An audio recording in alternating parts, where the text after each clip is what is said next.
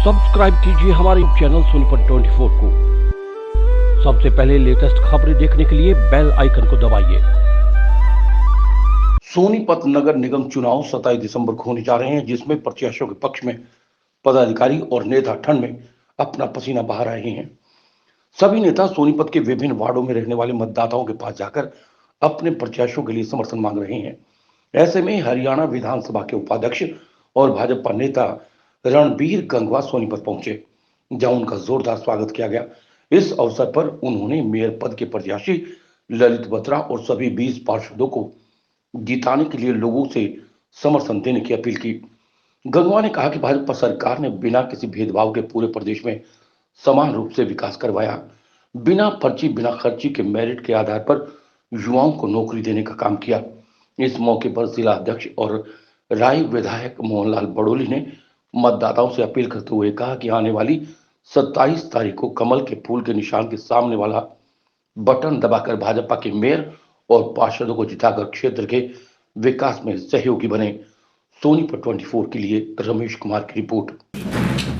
आज इस नगर निगम चुनाव के अंदर मुझे सोनीपत के वार्डों के अंदर भी और कुछ गांवों के अंदर भी जाने का मौका मिला है, और जहां गांवों के अंदर भी और शहर के अंदर भी लोगों का जो रुझान जो मैं देख रहा हूं, निश्चित रूप से भारतीय जनता पार्टी और जजपा के जो उम्मीदवार है जो वो भारी मतों से यहाँ से जीतेंगे। क्योंकि जहाँ मेयर की बात है, हमारा भारतीय जनता पार्टी के उम्मीदवार ललित बत्रा जी बहुत ही सिंपल और जिन्होंने पूरा अपना जीवन राष्ट्र के प्रति समर्पित किया हुआ है, तो उनके लिए लोगों में बड़ा उत्साह है।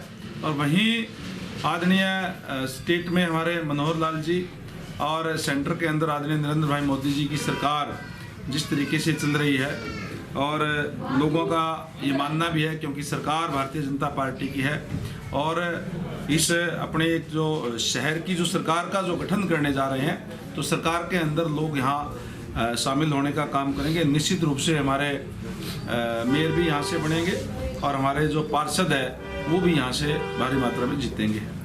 आज किसान आंदोलन को लेकर भूपेंद्र सिंह हुड्डा ने बयान दिया कि SYL का मुद्दा भाजपा उठा रही है किसानों का आंदोलन भटकाने के लिए। देखिए, भाजपा ने कभी भी मुद्दों को लंबित नहीं किया। जहां कांग्रेस पार्टी ने हमेशा जो मुद्दे थे उनके ऊपर केवल राजनीति करने का काम किया है, और आदरणीय नरेंद्र भाई मोदी जी के नेतृत्व में जब भी से ये सरकार बनी है, तब से जो लंबित मुद्दे थे उनको निपटाने का काम किया है। चाहे धारा 370 की बात हो, चाहे CAA की बात हो, चाहे राम मंदिर निर्माण की बात हो, आपके सामने है। जो SYL का मुद्दा है, ये भी अंतिम दौर के अंदर था, जहां सुप्रीम कोर्ट का फैसला आ गया था कि दोनों स्टेट के मुख्यमंत्री बैठ करके इसका निपटारा करे, केंद्र उसके अंदर दखल करे। हमारे मुख्यमंत्री आदरणीय मनोहर लाल जी दिल्ली में चले गए थे और वहाँ सेंटर के मिनिस्टर भी थे, और जो कैप्टन साहब है वो वीडियो कॉन्फ्रेंसिंग से जुड़े थे, और ये मामला भी केवल अंतिम दौर में था। अब SYL बढ़नी थी, लेकिन कांग्रेस के जो लोग हैं केवल और केवल प्रेस के अंदर लोगों के अंदर जाकर के गुमराह करने का काम करते हैं, वो मुद्दों को सिरा नहीं चढ़ने देते। कांग्रेस के लोग जो यहाँ रणदीप सुरजेवाला जी है, जब वहाँ पंजाब के चुनाव थे तो वहां जाकर के मैनिफेस्टो लेकर के यूं खड़ा हुआ था कि एक भी बूंद हरियाणा को SYL की नहीं देंगे। ये तो ये लोग हैं, और ये केवल और केवल प्रेस के अंदर तो जाते हैं, प्रेस लोगों के अंदर भी भ्रमित करते हैं, लेकिन जहां डिबेट की बात होती है वहां इस पे कोई चर्चा नहीं करते। वहां जहां विधानसभा की बात है, इन्हीं कृषि कानूनों की बात है, वहां पे आदरणीय मनोहर लाल जी हमारे जो मुख्यमंत्री है वो धन्यवाद प्रस्ताव लेकर के आए थे, और हमने भी इनको कहा था कि आपको पूरा समय देंगे, चाहे हमें सारी रात ये सेशन चलाना पड़े, आप पूरी तरीके से आप डिबेट करें। पहले दिन ये मान भी गए थे, लेकिन जब डिबेट का समय आया तो वहां से भागने का काम किया। ये तो केवल और केवल इनकी जब सरकार थी, आज ये किसान हितैषी बन रहे हैं, आज ये कहते हैं कि SYL का मुद्दा ना छेड़े। SYL तो जीवन रेखा है हरियाणा की, जो कि अंतिम चरणों में थे, इन्हीं ने उसको लटकाने का काम किया है। और जब इनकी सरकार थी तो इन्होंने जो किसान है उनकी जमीनें लूटने का काम किया। आज जो दीपेंद्र हुड्डा जी, उसमें आप वीडियो के माध्यम से दिखाते हैं कि वहाँ रोटियां बना रहे हैं। जब उनकी सरकार थी तो किसानों की रोटियां छीनने का काम इन्होंने किया है। सेक्शन 4 सेक्शन 6 के नोटिस दे करके अपने चैतों को वो जमीनें दिला करके उसके बाद में वो नोटिस वापस कराने का काम किया है। ये तो इस टाइप के लोग हैं। आज भारतीय जनता पार्टी का ये जो 27 दिसंबर 2020 को चुनाव होना नगर निगम का, इसको लेकर भारतीय जनता पार्टी ने 15 प्रत्याशी पार्षद के रूप में उतारे हैं और 5 प्रत्याशी जेजेपी पार्टी के, और एक जो मेयर का उम्मीदवार भाई ललित बत्रा जी।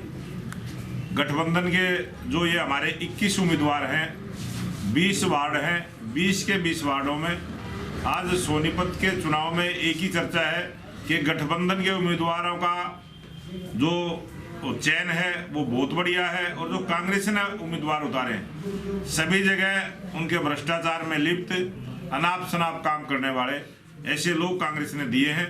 और अब की बार इस चुनाव में सोनीपत की जनता ने मन बना लिया है कि गठबंधन के उम्मीदवार वो जिता कर भेजेंगे। यहाँ नगर निगम में भारतीय जनता पार्टी की सरकार होगी और इस सोनीपत का चहुमुखी विकास होगा। सोनीपत एक स्मार्ट सिटी बनेगी। सोनीपत जो एक प्राचीन स्थान है, सोनीपत जो महाभारत कालीन एक शहर है, उसको एक नई पहचान भारतीय जनता पार्टी की सरकार और यहाँ नगर निगम की सरकार देने का काम करेगी। और भारतीय जनता पार्टी और जेजेपी के कार्यकर्ता एक मन से एक होकर काम कर रहे हैं। ये चुनाव इस सोनीपत की जनता का विश्वास जीतकर सभी प्रत्याशी हमारे जीत का परचम लहराएंगे। और कांग्रेस पार्टी का जो नेचर रहा है, कांग्रेस पार्टी की जो विचारधारा रही है, उसको सोनीपत की जनता नकारने का काम करेगी। अध्यक्ष जी, विपक्ष का आरोप है कि 3 साल तक ललित बत्रा जी वाइस चेयरमैन रहे और वो 300 घरों तक नहीं पहुंच पाए, ड्राइंग रूम की राजनीति करी है, तो क्या कहेंगे इस बारे में? ललित बत्रा जी बचपन से ही 1975 में इस देश के अंदर कांग्रेस ने इमरजेंसी लगाने का काम किया था, लोकतंत्र को खत्म करने का काम किया था। उस लोकतंत्र को बहाल करने के लिए, उस लोकतंत्र की रक्षा करने के लिए ललित बत्रा जी ने 14 वर्ष की आयु में सत्याग्रह करके जेल जाने का काम किया था। और ललित बत्रा जी ने अपना जीवन, आज वो 58 वर्ष के हैं, उन्होंने समाज में बहुत सारे काम किए हैं, बहुत मिलनसार हैं। और ये विपक्ष का एक प्रचार है, अपने व्यवहार को छुपाने के लिए जिस प्रकार के कारनामे कांग्रेस पार्टी करती रही है, उसको छुपाने के लिए ये हमारे प्रत्याशी के ऊपर इस प्रकार का आरोप लगाते हैं। और वो बहुत मिलनसार हैं और जनता के बीच में रहे। वार्ड के पार्षदों का कहना कि भीतराघात कुछ ऐसे हो रही है, तो क्या आपके पास कोई है ऐसी लिस्ट? आज कांग्रेस पार्टी कहीं भी चुनाव में आपको नजर नहीं आएगी। कांग्रेस पार्टी के नेता कहीं नजर नहीं आएंगे। जो कांग्रेस पार्टी के बड़े बड़े नेता हैं, प्रदेश के अध्यक्ष हैं, वो यहाँ नजर नहीं आएंगे। वहाँ जो उनके आका है भूपेंद्र सिंह हुड्डा, वो नजर नहीं आएंगे। उन्होंने अपने लड़के को यहाँ भेजा हुआ है। और कांग्रेस पार्टी के जो बड़े नेता थे, जिन्होंने पूरा जीवन यहाँ लगा, जिन्होंने जन्म से लेके आज तक कांग्रेस पार्टी का काम किया, बहुत बड़े नेता थे यहाँ के प्रदीप गौतम जी, उन्होंने कांग्रेस पार्टी को छोड़ने का काम किया। यहाँ से जो 6 बार पार्षद रहे अशोक छाबड़ा जी, जो यहाँ के जिला परिषद के चेयरमैन रहे, वो कांग्रेस की नीतियों से तंग आकर उन्होंने कांग्रेस पार्टी छोड़कर भारतीय जनता पार्टी ज्वाइन की है। यहाँ महिला मोर्चे की जो सीमा गोयल थी, जो इस ब्लॉक की अध्यक्ष थी, उसने भारतीय जनता पार्टी ज्वाइन की है।